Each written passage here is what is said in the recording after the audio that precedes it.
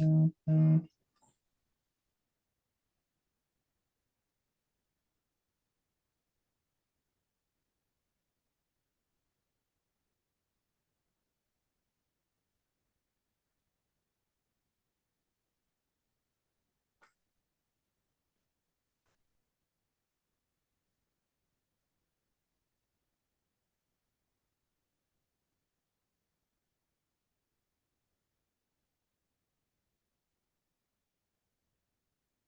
rabah to all of you for joining us today.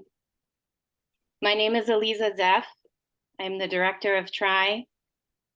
And the theme of today's session is building strength. We need strength from one another, perhaps more than we have seen in any of our lifetimes. And so today we're meeting in the names of all of those innocent civilians who were killed, in the names of those who fell defending our people, in the names of those injured and those grieving, and in the names of those held hostage and their families, including our Ramah Israel and TRI employee and friend, Rachel Goldberg, and her family, who are praying for the return of their son, Hirsch. Hirsch is also a part of the Ramah Israel family and worked with us just this past June as a madrich. And because we're here to build and give strength to one another, we meet today specifically in the name of Jewish people throughout the world to live in autonomy and freedom. Today's session honors the memory of Samantha Woll, a synagogue board president murdered yesterday outside her home in Detroit. May Samantha's memory be a blessing, and may we work to find support and strength to live proudly as Jews. Before I introduce Jeff, I do need to mention briefly that there is a possibility of a siren during the next hour. If that happens, we will take shelter and then continue the program regardless of delays that this would cause. And we thank you for understanding. It's my honor to introduce former president of the National Ramah Commission and current NRC Vice President of Ramah Israel, Dr. Jeff Copen, to begin today's event. It is my privilege and my honor to represent the Ramah camping movement today, our leadership of our overnight camps, our day camps, and our robust programs in the state of Israel. We come together literally as an international Kihilat Ramah. And as a result, I need to say, Erev Tov, Saharayim Tovim, Boker Tov, and even I know for some people on this Zoom call, Laila Tov, because of the time of the day it is for them. We are truly an international community, an international family, coming together now in achdut, in unity, to strengthen one another and to be strengthened by being together.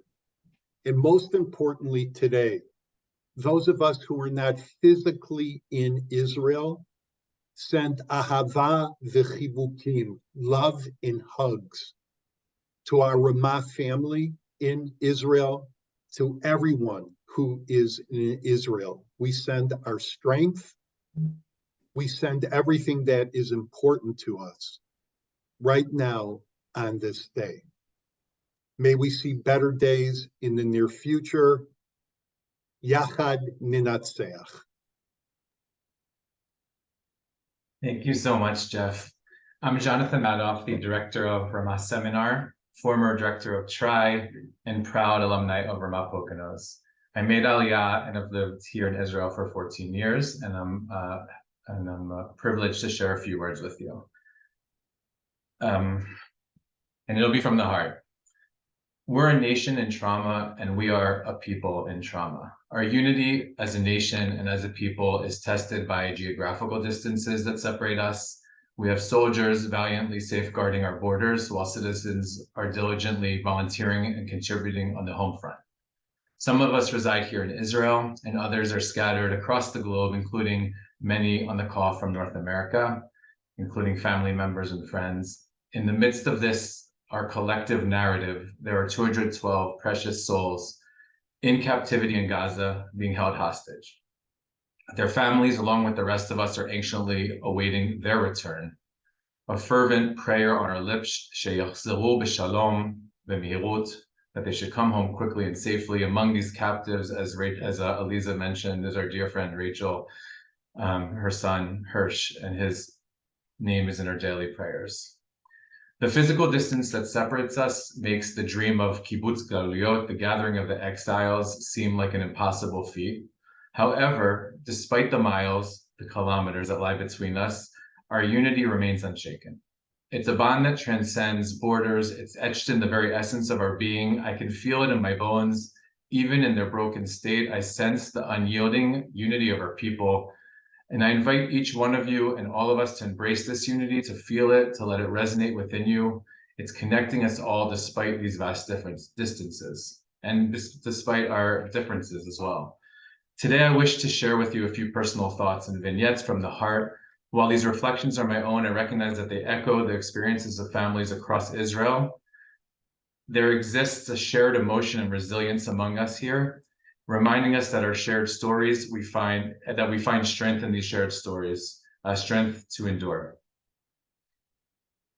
After the events of October 7th, I believe all Israelis could be classified in some way or another as trauma victims, and we speak like trauma victims.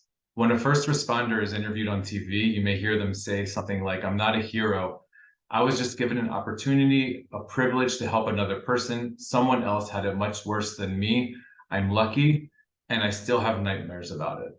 That's something, it'll be along those lines. And they sometimes are even interviewed with the person they saved, their new Yedid Nefesh, their new soulmate based on their shared experience. And inevitably, the hero, in a very Israeli way, will ask the interview, "Can I actually say something?"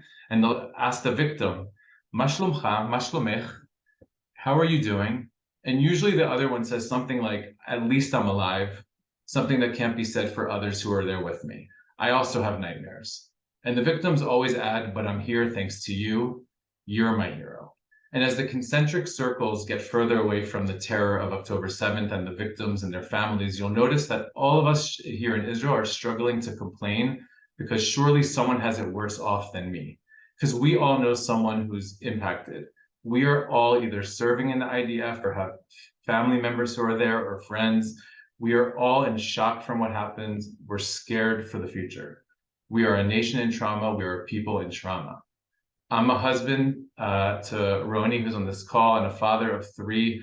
And our oldest son, Yuval, asks very challenging questions. He'll ask, "Why do we need to go down to the shelter?"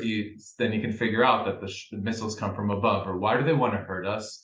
Do I have to buckle my seatbelt? Because if I get in the car, I want to get out of the car quickly if there's a siren." My younger 2 children are asking if their Israeli uncles who are all serving on the front lines right now, if they're strong. Or they'll tell me, "Nachon sheGilad chazak, nachon sheUshi veOmer veShachar chazakim, nachon sheYinatzchu," and they'll name each one. Are they strong? They're going to win, right?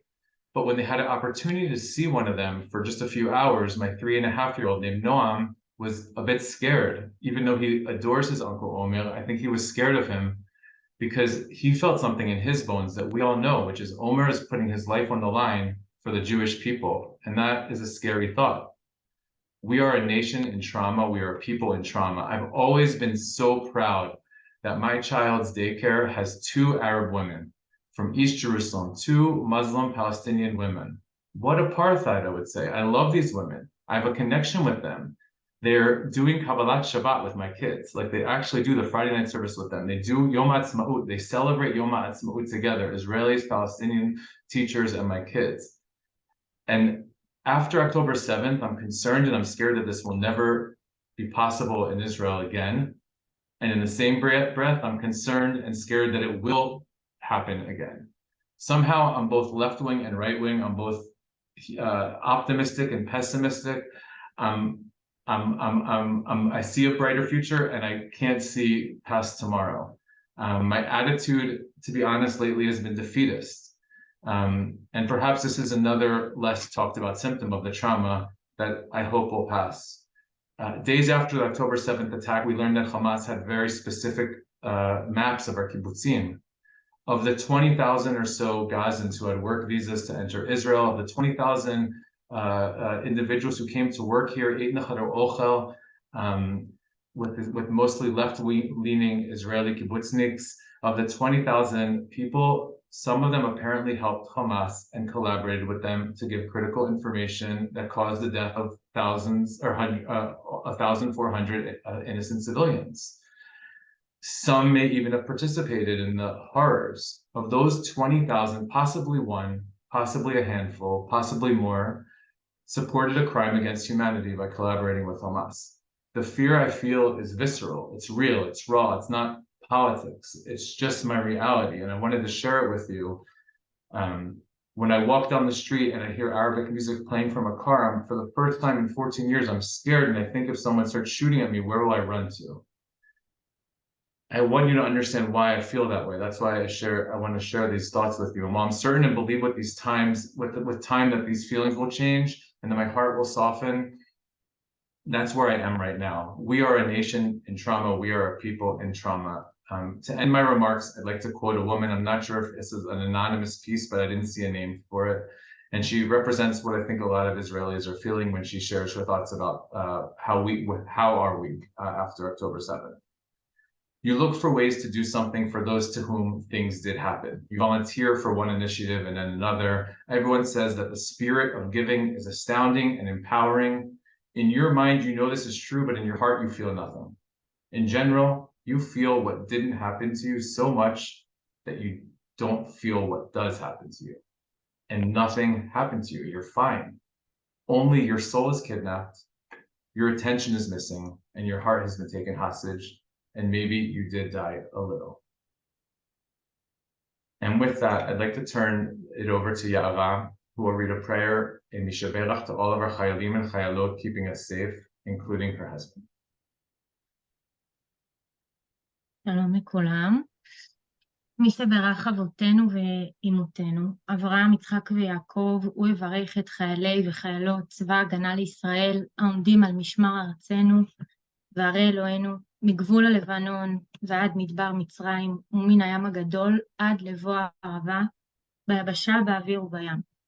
ייתן אדוני את אויבינו הקמים עלינו, ניגפים לפניהם. הקדוש ברוך הוא ישמור ויציל את חיילינו וחיילותינו מכל צרה וצוקה, מכל נגע ומחלה, וישלח ברכה והצלחה בכל מעשה ידיהם.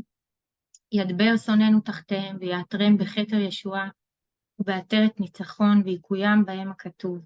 כי אדוני אלוהיכם ההולך עמכם, להילחם לכם עם אויביכם, להושיע אתכם, ונאמר אמן.